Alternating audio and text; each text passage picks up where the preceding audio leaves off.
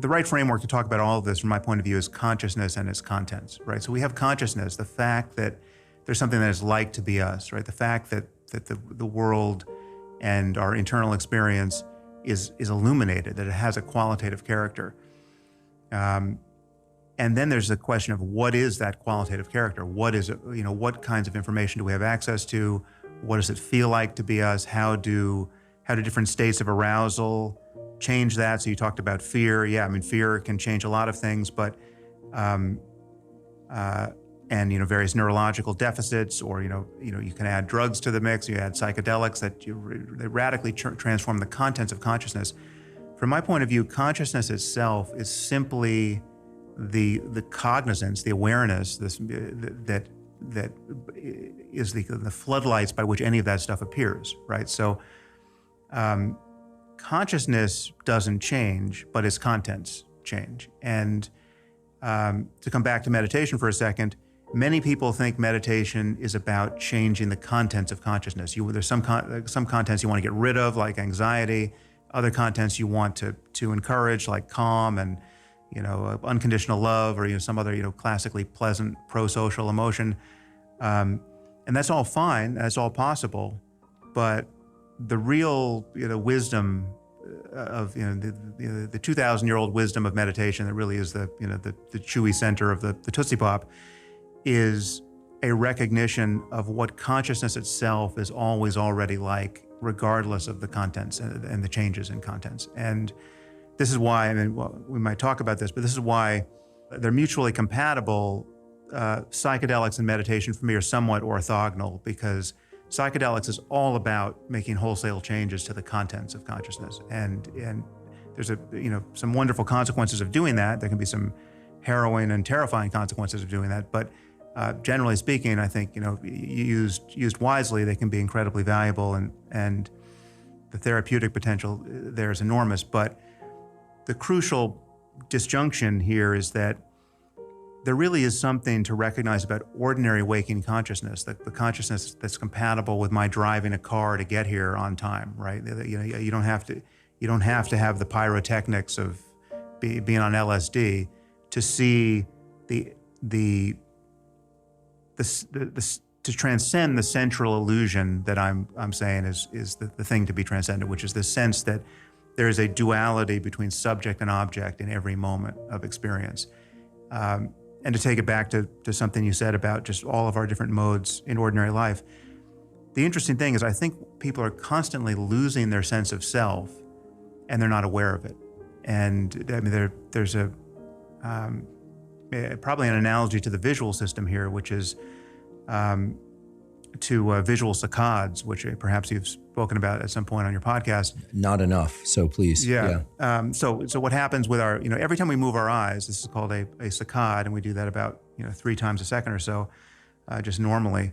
There is the region of motor cortex that affects that movement sends what's called an efferent copy of that motor movement, which is used as information that propagates back to visual cortex, that suppresses the data of vision while the eyes are moving. Because otherwise, if you weren't doing that, every time you moved your eyes, it would seem like the visual scene itself was lurching around.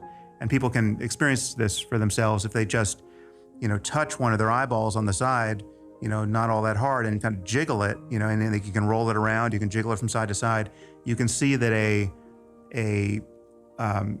a movement of the eyeball that's not governed by your ocular motor system delivers a jiggling of the world, because it's not, your brain is not anticipating it in the same way, and you're not producing that same predictive copy of the movement. Well, actually, where I'm going is that so people are having this suppression of vision 3 times a second on average, and they're not experiencing it, right? So you're literally you're effectively going blind, and you're not noticing it. And it's very fast. Yes, it's very fast. Now, there's an analogous suppression, I would say, of the sense of self that occurs every time attention gets absorbed significantly in its object, right? So like we even have this concept of, losing yourself in your work, or, you losing your, I mean, the classic flow experiences have this quality where there's, and this tends to be why they're so rewarding, where there's just, if you're in some, athletic activity, or, an aesthetic one, or you could be having sex, or you could be, whatever it is, some peak experience, its peakness usually entails there being some brief period where there was no distance between you and the experience, right? For that moment, you were no longer looking over your own shoulder or anticipating the next moment, or trying to get somewhere where you weren't, or, micromanaging errors, or, like this, there's just the flow of unity with whatever the whatever the experience is, a surfer on the wave, right?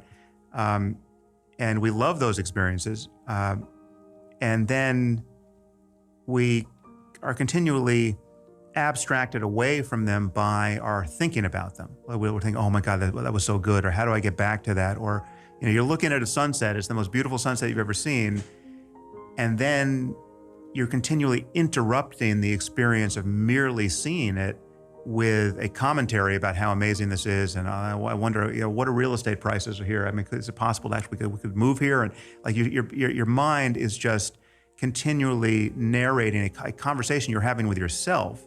However, paradoxically, I mean, you're telling yourself things that you already know, as though there were two of you rather often, right? Like, you're just, I'm looking for, which is the water, and I say, oh, there it is, right? But like, I'm the one seeing it.